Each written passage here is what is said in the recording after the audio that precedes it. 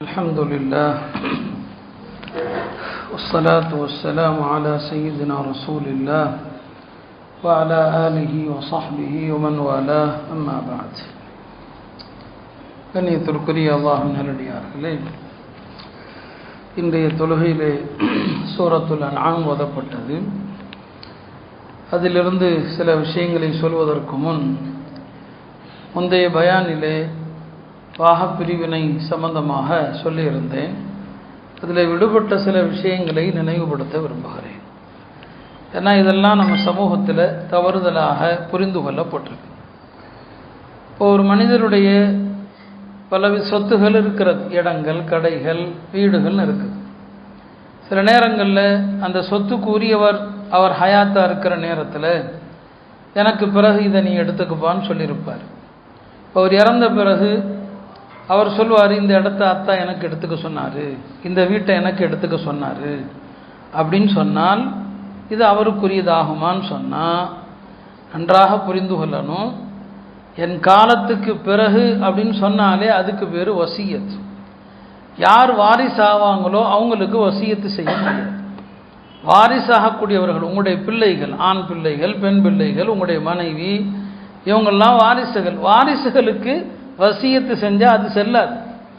எனவே வாழும் காலத்தில் எப்போ நான் இறந்த பிறகு இந்த வீட்டை நீ வச்சுக்கன்னு சொல்லி இருந்தாலும் இறந்த பிறகு சொத்தை எப்படி பங்கிடணும் என்று அல்லாஹ் தான் சொல்ல முடியுமே தவிர சொத்துக்குரியவர் கூட சொல்ல முடியாது.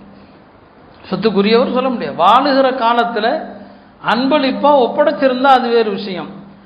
ஹயாத்தாக இருக்கும்போதே பிள்ளைகளில் சிலருக்கு அன்பளிப்பு கொடுக்கலாம், ஆனால் அதில் சமமாக கொடுக்கணும். நுஅமான் இப்னு பஷீர் என்கிற ஒரு சஹாபி, அவங்க தன்னுடைய பிள்ளைக்கு இப்படி தான் என்ன செஞ்சுருப்பாங்க, அன்பளிப்பு கொடுத்துருப்பாங்க. நபி ஸல்லல்லாஹு அலைஹி வஸல்லம் அவங்கள்ட்ட வரும்போது எல்லா பிள்ளைகளுக்கும் அன்பளிப்பு கொடுத்தாயான்னு கேட்பாங்க.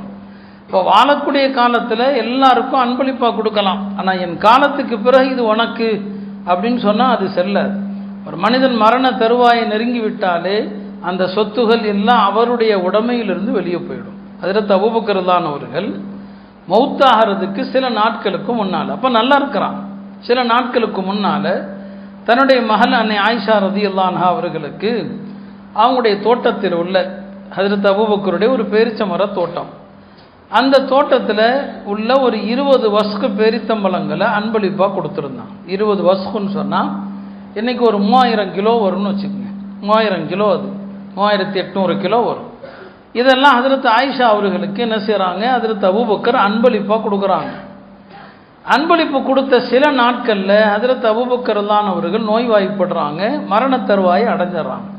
இப்போ பாருங்கள், ஹஜ்ரத் அபூபக்கர் ஆயிஷாட்ட கேட்குறாங்க, ஏன்னா அன்பளிப்பினுடைய நிபந்தனை என்னன்னா, யாருக்கு அன்பளிப்பு செஞ்சோமோ அதை அவர் கைப்பற்றி இருக்க வேண்டும். அவர் கைக்கு போனால் தான் அவர் உரிமையாளராக ஆவார்.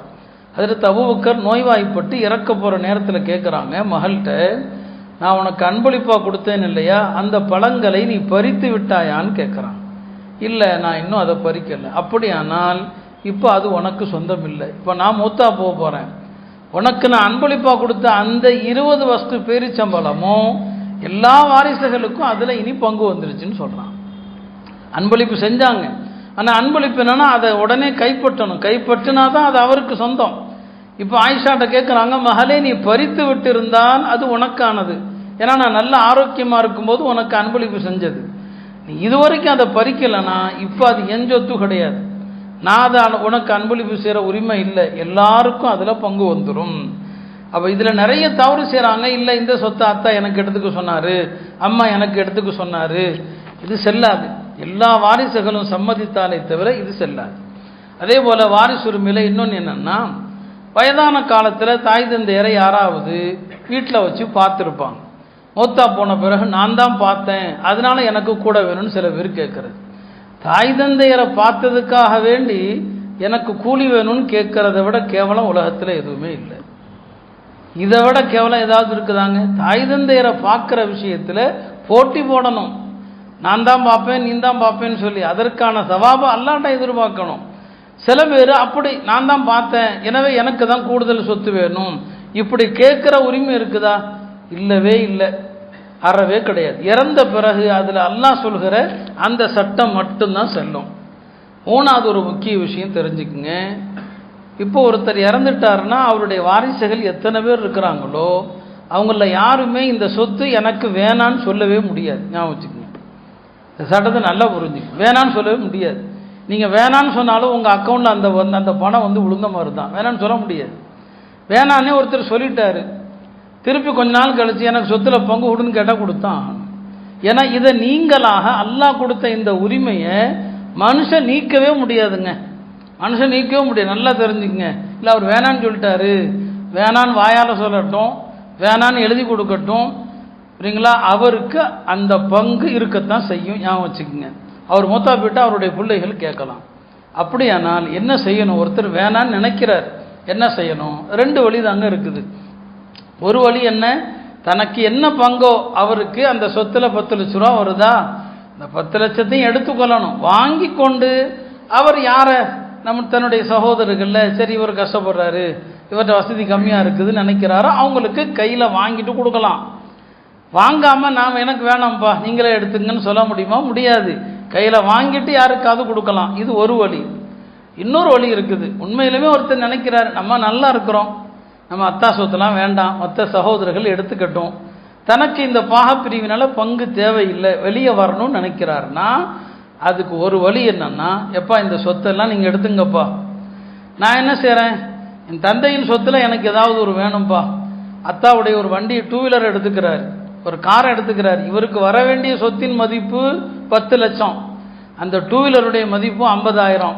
இந்த 50,000 மதிப்புள்ள இந்த 2 வீலர் எனக்கு போதும்பா அப்படின்னு ஏதாவது ஒரு பொருளை எடுத்துட்டாருன்னா, இப்படி எடுத்த பிறகு நீ எனக்கு வேண்டான்னு சொன்னால் திரும்ப கேட்க முடியாது.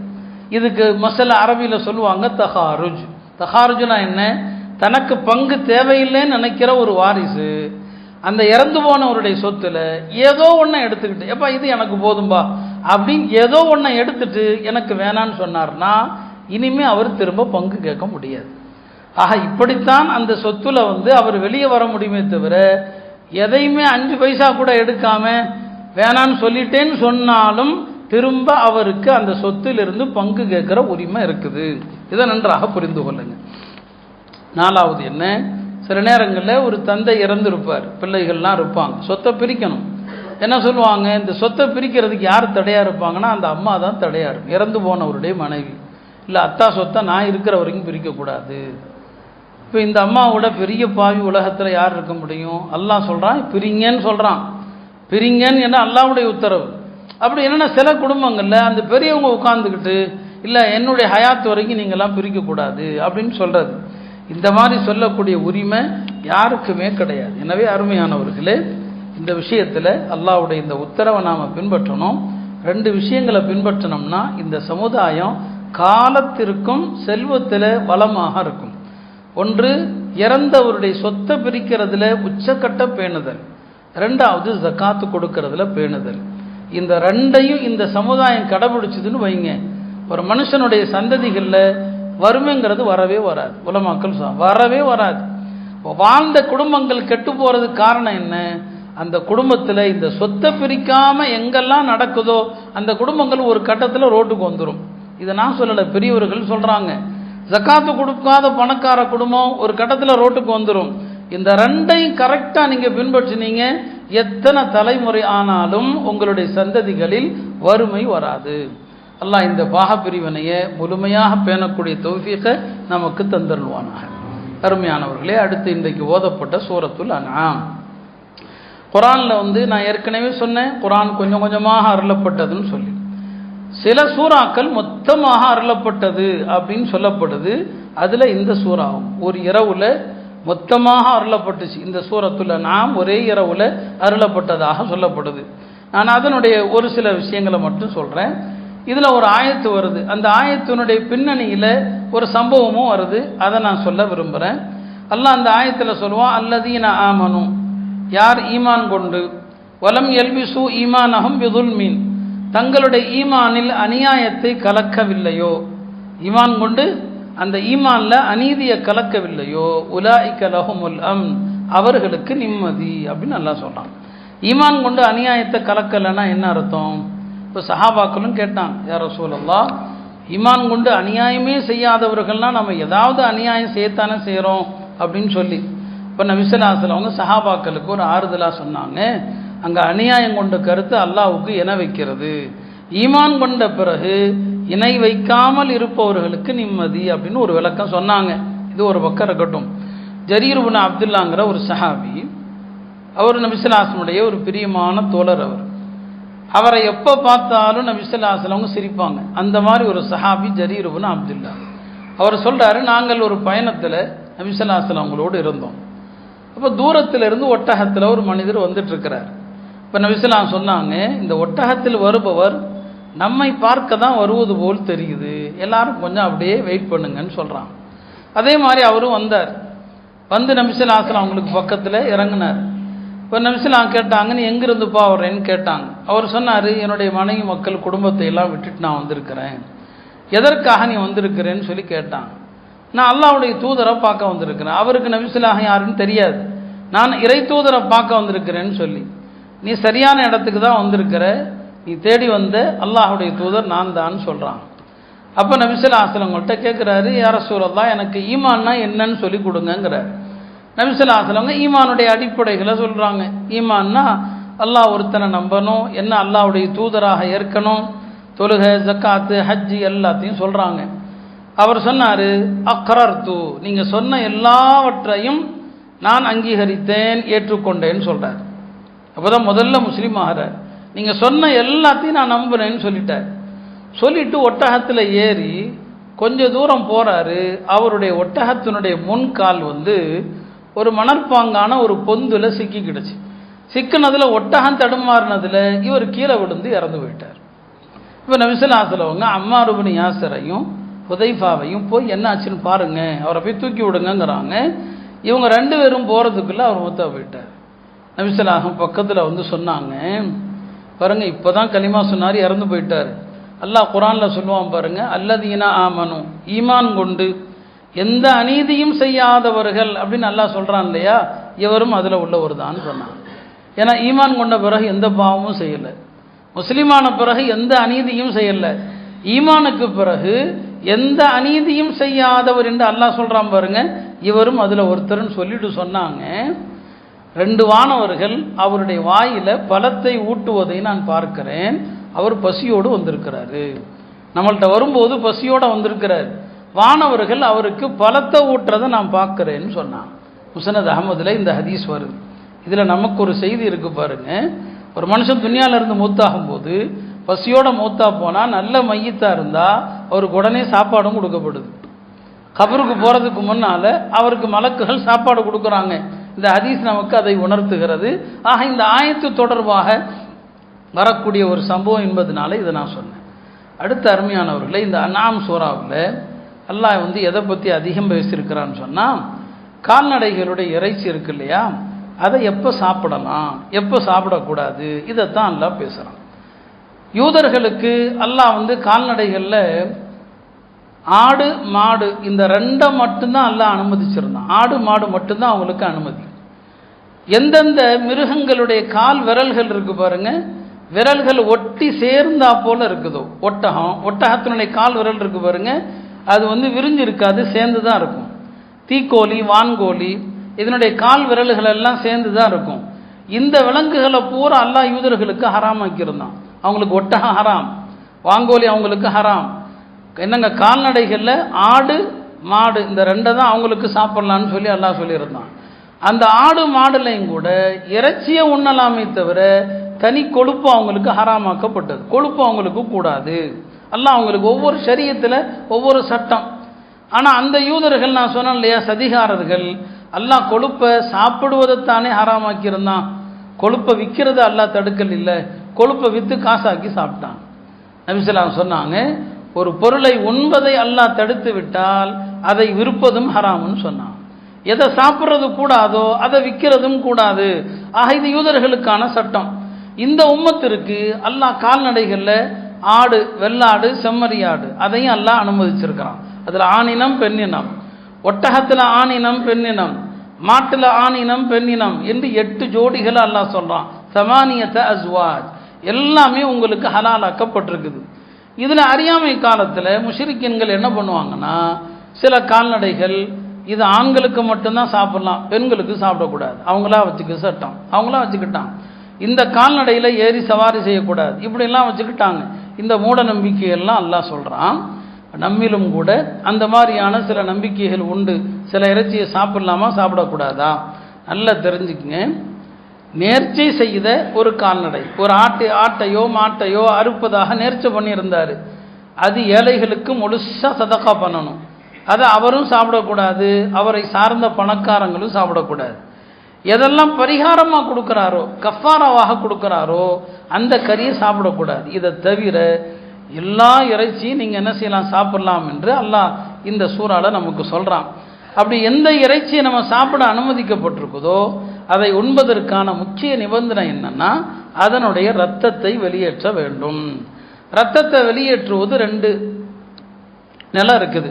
ஆடு மாடு ஒட்டகங்கள் இருக்கு இல்லையா, அதெல்லாம் நம்முடைய கட்டுப்பாட்டில் இருக்குது. அதனுடைய கழுத்து நரம்புகளை அறுக்கணும். 3 நரம்புகளை அறுக்கணும். மூச்சு குழாய், உணவு குழாய், இரத்த குழாய். இந்த 3ஐயும் முழுசாக அறுத்து அதனுடைய இரத்தத்தை வெளியேற்றின பிறகு பிஸ்மில்லா சொல்லி அறுக்கணும். இந்த 3 நரம்புகளை அறுக்கணும். இரத்த குழாய், மூச்சு குழாய், உணவு குழாய், இந்த 3ஐயும் அறுக்கணும். இப்படி அறுத்தால் அதை என்ன செய்யலாம், சாப்பிடலாம் என்று சொல்கிறான். காட்டு பிராணிகளை வேட்டையாடலாம், மார்க்கம் அதை அனுமதிக்குது. காட்டு விலங்குகள் மான வேட்டையாடலாம், காட்டு கழுதையை வேட்டையாடலாம். காட்டில் உள்ள மிருகங்களில் எதெல்லாம் தன்னுடைய கோரை பல்லால் கிழிக்குமோ அவைகள் ஹராம். கோரை பல்லுடையவை, அது கோரை பல்லால் தான் கிழித்து மாமிசத்தை சாப்பிடும். அந்த மாமிசத்தை சாப்பிடக்கூடிய விலங்குகள் நமக்கு ஹராம். அதை தவிர உள்ள காட்டில் உள்ள விலங்குகளை வேட்டையாடலாம். நம்ம நாட்டு சட்டத்தில் வேட்டையாடுறது கூடாது. நான் ஷரியத்துடைய சட்டத்தை சொல்கிறேன். பொழுதுபோக்குக்காக வேட்டையாடுறதை பெருமானார் தடுத்தாங்க. இறைச்சிக்காக வேட்டையாடலாமே தவிர பொழுதுபோக்குக்காண்டி வேட்டையாடக்கூடாது, அதுவும் தடுக்கப்பட்டிருக்குது. இப்போ இந்த வேட்டையாடுவது காட்டில் உள்ள பிராணிகளை நம்மளால் பிடிக்க முடியாது. ஒரு மானை பிடிச்சி நாம் அறுக்க முடியாது. பிடிக்க முடிஞ்சால் பிடிச்சி அறுக்கலாம், பிடிக்க முடியலையா? இப்போ அதுக்கு மாற்று தான் வேட்டையாடலாம். அப்படி வேட்டையாடுறதுங்கிறது 2 வகை இருக்குது. ஒன்று அம்பெய்து வேட்டையாடுவது, அல்லது பயிற்சி அளிக்கப்பட்ட நாய்களை கொண்டு வேட்டையாடுறது. இந்த அம்பெறிகிற போது பிஸ்மில்லா சொல்லி எறியணும். இந்த வேட்டைக்கு நாயை அனுப்புகிற போது பிஸ்மில்லா சொல்லி அனுப்பணும். இப்போ நாம் அம்பெறிஞ்சதில் அந்த பிராணி அங்கேயே செத்து போச்சு, அதை எடுத்து சாப்பிடலாம், அறுக்க தேவையில்லை. உயிர் கொஞ்சம் இருந்துச்சுன்னா அறுக்கணும். நாய் பிடிச்சி கொண்டு வந்துச்சு, செத்து போச்சுன்னா அப்படியே சாப்பிட்டுக்கலாம். உயிர் இருந்துச்சுன்னா அறுக்கணும். இதுதான் மார்க்க நமக்கு தந்திருக்கிறது. அப்போ மொத்தத்தில் என்ன, பிஸ்மில்லா சொல்லி இந்த 3 நரம்புகளையும் அறுக்கணும், அல்லது பிஸ்மில்லா சொல்லி வேட்டைக்கு அனுப்பணும். இந்த முறையில் அறுக்கப்பட்ட அந்த பிராணிகள் தான் நமக்கு ஹலால். இதை தவிர மற்றது ஹராம். இந்த இறைச்சி விஷயத்தில் இன்றைக்கி நம்மள்கிட்ட அறவே பேணுதலற்ற ஒரு சூழ்நிலையை பார்க்குறோம். இப்போ ட்ரெயினில் போகிறோம், சஃபர் போகிறோம், நீண்ட பயணம் போகிறோம். அதில் இறைச்சி உணவுகள் கொடுக்குறாங்க. அது யார் அறுத்தது? உயிரோடு அறுத்தாங்களா? ஏன்னா செத்தது நமக்கு ஹராம். பிஸ்மில்லா சொல்லி அறுத்ததா? முஸ்லீம்கள் அறுத்ததை தவிர வேறு யார் அறுத்ததுமே அறவே நமக்கு கூடாது. அப்போ ட்ரெயினில் போகும்போது என்ன செய்கிறோம், பிரியாணி வாங்கி சாப்பிட்றோம், சிக்கன் வாங்கி சாப்பிட்றோம். நம்ம வீட்டில் என்ன பிரியாணி சாப்பிடாத ஆளுகளாக என்ன, நம்ம இறைச்சியை கண்ணில் பார்க்காத ஆளுகளாக என்ன, அங்கே கூட அந்த நான்வெஜ்ஜை தான் சாப்பிட்றதுக்கு. இப்போ அதில் அறவே பேணுதல் என்னங்க கிடையாது. நிறைய சிக்கன் கடைகள் வந்துருச்சு. எல்லா நகரங்கள், சிறிய ஊர், பெரிய ஊர் எல்லாம் வந்துருச்சு. அதில் முஸ்லீம் அல்லாதவருடைய கடைகளும் இருக்குது, KFC இருக்குது. இதில் எல்லாம் என்ன முறையாக பிஸ்மில்லா சொல்லி அறுக்கிறாங்களா, அது நமக்கு உறுதியாக தெரியல. நிறைய சந்தேகங்கள் இருக்குது. இப்போ நமக்கு தூய்மையான முறையில், சந்தேகம் இல்லாத முறையில் உணவுகள் கிடைக்கிற போது இந்த சந்தேகத்திற்குரிய உணவுகளை நாம் ஏன் நாடி போகணும்? எனவே அருமையானவர்களே, இறைச்சி விஷயத்தில் ரொம்ப ரொம்ப ரொம்ப பேணுதலை மார்க்க விரும்புது. அதில் ஒரு சின்ன சந்தேகம் வந்தால் கூட அதை நம்ம சாப்பிடக்கூடாது. உதாரணத்துக்கு பாருங்கள், ஹதீஸில் வருது, ஒருத்தர் வேட்டையாடுறார், அம்பெறிகிறார். இப்போ அவர் ஒரு மானை குறி வச்சு எறிகிறாரு. இவருடைய அம்பு அந்த மானை தாக்கி அது செத்து போச்சு, எங்கேயோ விழுந்துருச்சு. இவர் அந்த மான் எங்கே விழுந்துச்சுன்னு தேடி போகிறார். அப்படி தேடி போகும்போது அந்த மானுடைய உடம்புல பார்க்கணும், இவர் எய்த அம்பை தவிர வேறு எதுவுமே இல்லை. அப்போ இவருடைய அம்புனால தான் அது செத்து இருக்குது. இப்போ அந்த மான்கறியை சாப்பிடலாம். ஆனால் பக்கத்தில் போய் பார்க்குறாரு, இவருடைய அம்பு ஒரு பக்கம் தாக்கி இருக்குது, வேறு சில காயங்களும் இருக்குது. வேறு சில காயம்னா இந்த காயம் எப்படி வந்துச்சு? அப்போ எதன் மீதோ போய் அது மோதி செத்து இருக்குது, எதன் மீதோ போய் முட்டியும் செத்துருக்கலாம். அப்போ இப்படி 2 காரணம் வந்துருச்சு. நம்முடைய அம்பு போய் என்னங்க தாக்கியும் செத்துருக்கலாம், அல்லது எதிலாவது முட்டி அதனாலையும் செத்துருக்கலாம். சந்தேகம் வந்துருச்சா நபி ஸல்லல்லாஹு அலைஹி சொல்றாங்க, இப்போ அதை நீ சாப்பிடக்கூடாது. சந்தேகமான ஒரு காரணம் வந்துருச்சுன்னா சாப்பிடக்கூடாது. அதே மாதிரி இன்னொரு விஷயம் சொன்னாங்க, ஒருத்தர் வேட்டையாடினாரு, அவர் எதை குறி வச்சாரோ அது எங்கே போய் விழுந்துச்சுன்னு தெரியல. அப்படியே தேடி போகிறாரு, ஒரு குளத்தில் குட்டையில் விழுந்து கிடக்குது. இப்போ நபி ஸல்லல்லாஹு அலைஹி சொன்னாங்க, இதை நீ சாப்பிடக்கூடாது. ஏன்னா நீ வேட்டையாடிய அம்பை கொண்டு தான் செத்துச்சா அல்லது குளத்தில் விழுந்து மூச்சு முட்டி செத்துச்சான்னு தெரியல. மூச்சு முட்டி செத்து போனால் அது நமக்கு என்ன கிடையாது, ஹலால் இல்லை. இப்படி இறைச்சி விஷயத்தில் ஹலாலாகவும் இருக்கலாம் ஹராமாகவும் இருக்கலாம். ரெண்டு காரணம் வந்து விட்டாலே அது நமக்கு தடுக்கப்பட்டதுன்னு சொன்னான். இப்படி இறைச்சி விஷயத்தில் இவ்வளவு விஷயங்கள் நமக்கு இருக்குது, இதை நாம் பேண்டதில்லை. அதே போல தான் விலங்குகள் அனுமதிக்கப்பட்ட ஆடு மாட்டில் கூட சில உறுப்புகள் நம்ம சாப்பிடக்கூடாது. இப்போ ரத்தம் நமக்கு ஹராம், அது எல்லாருக்குமே தெரியும். ஆண் உறுப்பு பெண் உறுப்பு அது என்னங்க ஹராம். சிறுநீர் பை பித்தப்பை அதே போல் விதைகள். சில ஊர்களில் கல்யாண விருந்தில் பார்த்தா விதையை போடுறாங்க, புரியுதா, விதையை என்னங்க போடுறாங்க. அது மக்ரூ ஹராம் என்று அவங்களுக்கு தெரியறது இல்லை, அது மக்ரூ தஹரீம். அது விதை என்னங்க சாப்பிடக்கூடாது. அதே போல தான் இறைச்சி, கோழி இறைச்சி வைக்கிறவங்க நிறைய தவறுகள் செய்கிறாங்க. அறுத்து கொஞ்ச நேரம் ஆகிறதுக்குள்ள நல்லா கொதிக்கிற நீரில் அப்படியே கொண்டு போய் போட்டுடுறாங்க. அது நல்ல சூடாக இருந்துச்சு அப்படின்னு சொன்னால் உள்ள கழிவுகள் நஜிசுகள் எதுவுமே வெளியே வரல. அப்படி வெளியே வராமல் அந்த கோழியை தூக்கி அந்த சுடு தண்ணியில் கொதிக்க போடுறாங்கன்னு சொன்னால் இதை சாப்பிட்றது மக்ரூஹாகி போயிடும். எனவே இறைச்சி விஷயத்தில் மார்க்கம் ரொம்ப ரொம்ப பேணுதல். மற்ற எந்த பொருள்களிலும் இல்லாத கட்டுப்பாடுகள் இறைச்சி விஷயத்தில் மார்க்கம் வைத்திருக்கிறது. நம்ம உள்ளே போகிற இறைச்சி அது தூய்மையாக இருந்தால் தான் நம்முடைய எண்ணங்களும் செயல்களும் தூய்மையாக இருக்கும்.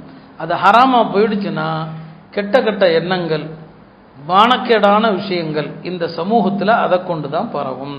இல்லாமல் அல்லாஹ் அத்தகைய விஷயத்தில் உச்சக்கட்ட பேணுதலை அல்லாஹ் நமக்கு தந்து மாமிசங்களை சாப்பிட்ற விஷயத்தில் உறுதியான ஹலாலை தவிர சந்தேகத்திற்கிடமான எல்லா விஷயத்திலிருந்தும் அல்லாஹ் நம்மை பாதுகாப்பானாக. வஆகிரு தஅவானா அனில் ஹம்துலில்லாஹி ரப்பில் ஆலமீன்.